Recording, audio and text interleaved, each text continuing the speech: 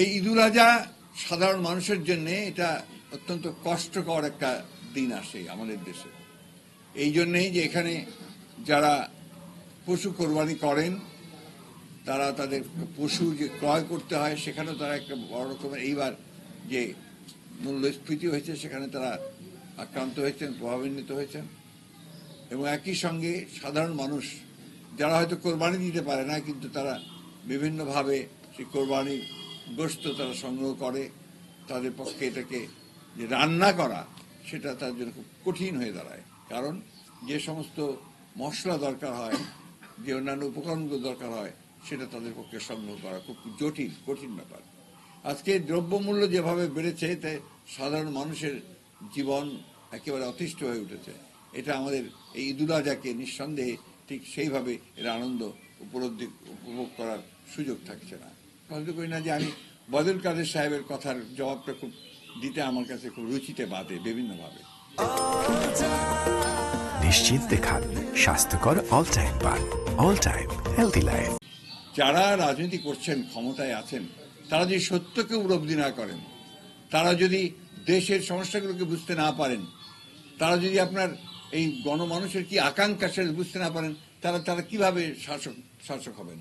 এবং সেটাই আমরা দেখছি যে গত প্রায় 1.5 যুগ ধরে এই আওয়ামী লীগ এই সরকার, দখলদারি সরকার, তারা জনগণের সমস্ত আকাঙ্ক্ষাগুলোকে পদদলিত করে দিয়ে, তাদের অধিকারগুলোকে পদদলিত করে, তার ভোটের অধিকার পদদলিত করে, তার গণতান্ত্রিক অধিকার পদদলিত করে তারা আজকে এই একটা জোর করে একটা শাসন চাপিয়ে দিয়েছে।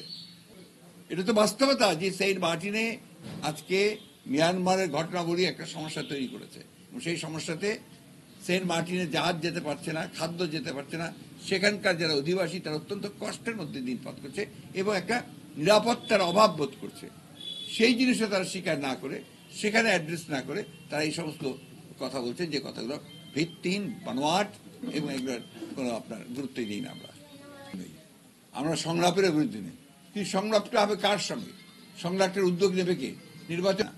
যার ক্ষমতা আছে, যার হাতে ক্ষমতাটা আছে, যারা দখল করেছে তাদেরকে এটা উদ্যোগ নিতে হবে, তাদেরকে বলতে হবে এবং তাদেরকে আমাদের যে প্রধান দাবিটা, আমরা একা নই, 63টা দল দাবি করেছে যেখানে একটা অবাধ নিরপেক্ষ নির্বাচন হতে হলে একটা নিরপেক্ষ সরকার দরকার হবে, একটা নিউট্রাল গভর্নমেন্ট লাগবে। সেখানে দলীয় সরকার থাকলে সেটা নিউট্রাল হবে না। সেই কারণে তাদেরকে প্রথম যে উদ্যোগটা নেওয়া উচিত হাবিবুল আওয়াল সাহেবের, হাবিবুল আওয়াল সাহেব অনেক কথা বলছেন, তার তো উচিত ছিল পদত্যাগ করা, যে আমি এটা করতে পারিনি সুতরাং আমি পদত্যাগ করছি। সেটা করলে সবাই খুশি হতো, তিনিও তার সম্মানিত বোধ করতেন।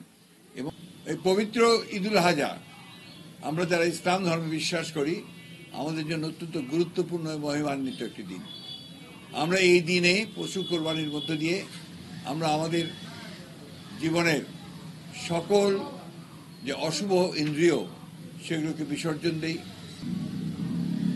আজকে বাংলাদেশের প্রেক্ষাপটে এই ঈদুল আজহা অত্যন্ত গুরুত্বপূর্ণ। এই জন্য গুরুত্বপূর্ণ যে আজকের সমগ্র দেশে যেভাবে দুর্নীতি আগ্রাসী হয়ে একটা ব্যাধি হয়ে ছড়িয়ে পড়েছে, এটা আমরা মনে করি যে আজকে ঈদুল আজহার সেই ত্যাগের মধ্য দিয়ে আজকে যারা এই দুর্নীতিতে আকণ্ঠ নিমজ্জিত আছেন তারা ত্যাগ করবেন, তাদের সমস্ত যে অশুভ আকাঙ্ক্ষা সেগুলোকে বাদ দেবেন